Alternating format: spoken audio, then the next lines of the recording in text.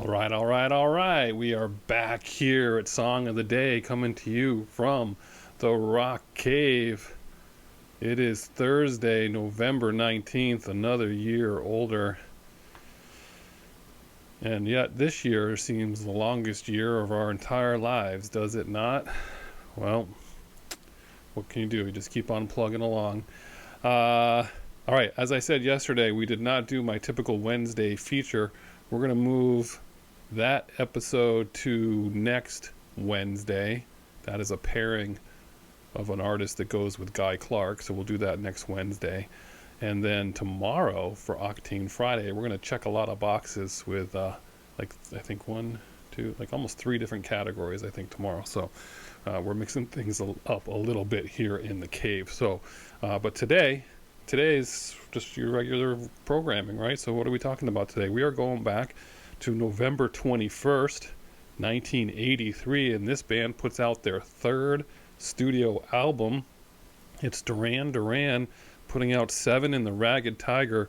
We have not yet covered Duran Duran in over 200 episodes here. Apologies to you Duranis out there. I know of several of you that have just been waiting for me to cover Duran Duran.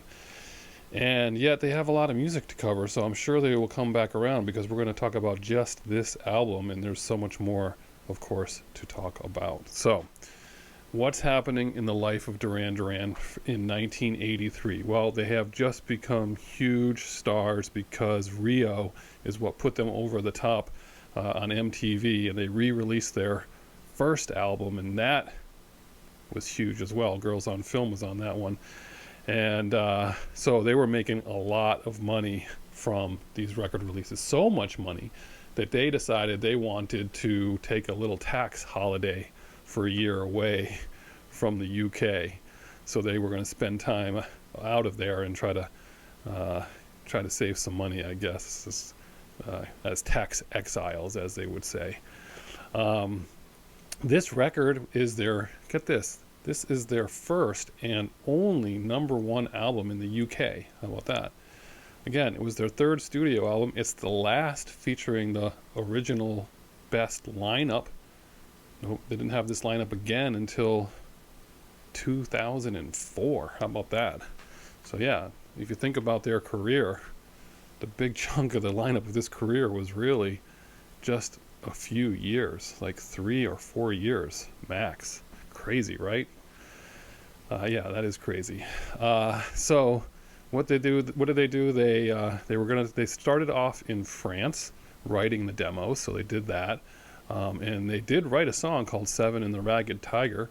It never got fully recorded in an appropriate fashion. It actually got morphed into the song The Seventh Stranger.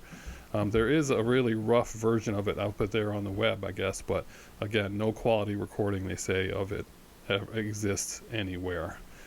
So in the middle of all this, they do have a commitment to go back and do a charity show, so they do, and it's for Prince Charles and Princess Diana, and they do this benefit concert at Villa Park, and it is later revealed that the Irish Republican Army, the IRA, was planning to bomb that event and try to kill Prince and Princess of Wales.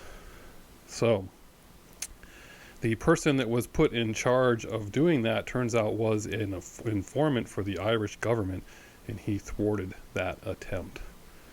I don't know if you guys remember that story yet. Anyway, or when that came through. They end up leaving and going first to the Caribbean, Montserrat, to start recording this album, and they do spend 5 weeks there doing that, and then they end up in Australia to finish the album.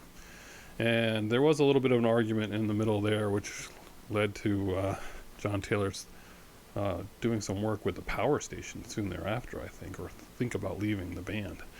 But anyway, they put this record out, and it went to number 8 in the United States, #1 in the UK. Like I said, it sold 2 million copies. I mean, it went platinum really fast, sold 1 million like really quick. So everyone remembers when this record came out. I mean, just how big were Duran Duran in 1983, 84. I mean, they put out a massive world tour to support this album. They recorded this concert for the album Arena, the live album they would put out.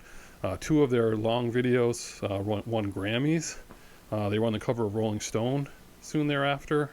And everything was Duran Duran all day, all night, all the time. So, this record, I remember thinking at the time, I was a fan of their music big time, but some of these songs, there's 3 hits on this record, and I think I liked them, but I don't know if I loved them. But now that I go back, and whenever I hear any of these songs, I really do enjoy these songs, and I think one of them, the one we'll do for Song of the Day, I think I like more now than maybe I did then. So I want to know what you guys remember about Duran Duran, specifically this album, 7 and the Ragged Tiger. We got 3 choices for Song of the Day. We got The Reflex, New Moon on Monday, and Union of the Snake. So those are the 3 hits off this record, and if you're a big fan of them and there's something I'm missing on this record, like a deep cut, you tell me which one on that record is it, because I can't say I listened to the whole album per se. I listened to these 3 songs. So I went back and I listened to these 3 songs again, and the clear winner for me was Union of the Snake. That's the song that I like now, probably more than then. I don't know, I just really like this song. I like the other 2 as well, but this is the one that to me seemed to be my favorite of the 3 today. So that's your Song of the Day. We're a little long today at 6:33. Union of the Snake, Duran Duran get their due here at Song of the Day in the Rock Cave. All you Duranis, come out and tell your stories. I want to hear them, and you know who you are. So have a great day. Looking forward to the rest of this week and next week. I mean, we got lots going on coming this way. Stay with me, and thanks for all the birthday love out there, people. As usual, I'll catch you on the flip side.